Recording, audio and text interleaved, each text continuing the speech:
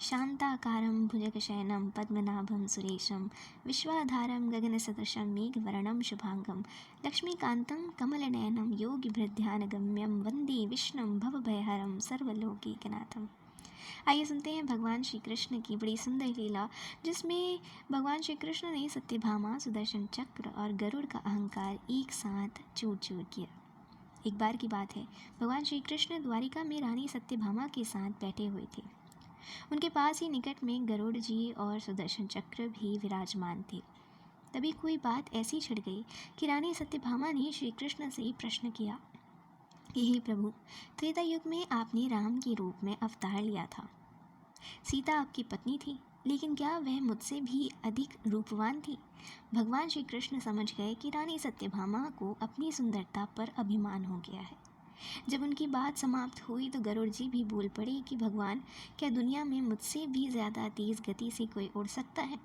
इसी के बाद सुदर्शन चक्र का भी अहंकार जाग गया और वह भी बोल पड़े कि प्रभु, क्या संसार में मुझसे भी शक्तिशाली कोई और है?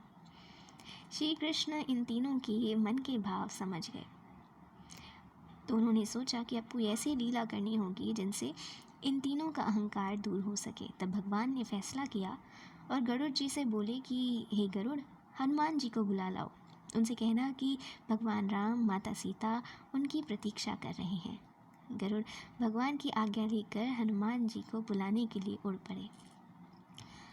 सत्यभामा से श्री कृष्ण ने कहा कि देवी, आप श्रृंगार करके तैयार हो जाइए, और श्री कृष्ण ने राम जी का रूप धारण कर लिया। भगवान श्री कृष्ण ने सुदर्शन चक्र से कहा कि आप महल के प्रवेश द्वार पर पहरा दीजिए। जब तक वे स्वयं किसी को ना बुलाएं, तब तक किसी को महल में प्रवेश ना करने देना। भगवान जी की आज्ञा सुनकर सुदर्शन चक्र प्रवेश द्वार पर बैठ गए। उधर गरुड़ ने हनुमान जी के पास जब वह पहुँचे तो उन्होंने प्रभु का संदेश सुनाया। उन्होंने कहा कि हे वानरराज, भगवान राम, माता सीता आपके लिए द्वारिका में आपसे मिलने के लिए प्रतीक्षा कर रहे हैं। आप तत्काल मेरे साथ चलिए, मैं आपको अपनी पीठ पर बिठाकर शीघ्र ही वहाँ से ले जाऊँगा। हनुमान जी ने उनसे कहा, आप चलिए, मैं आता हूँ। तब गरुड़ जी ने मन में विचार किया कि हनुमान जी कैसे इतनी जल्दी पहुँच पाएंगे। हनुमान जी के कहने पर गरुड़ द्वारिका के लिए उड़ पड़े, लेकिन जैसे ही वह महल में दाखिल हुए तो वह उनके होश उड़ गए। उनके सामने हनुमान जी विराजमान थे, जो पहले से ही महल में मौजूद थे। यह देखकर गरुड़ जी का सर लज्जा से झुक गया।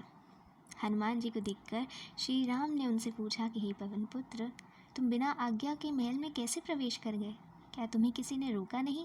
तो हनुमान जी ने विनम्रतापूर्वक सिर झुकाकर अपने मुख में से सुदर्शन चक्र को बाहर निकाला और उनके सामने प्रस्तुत कर दिया।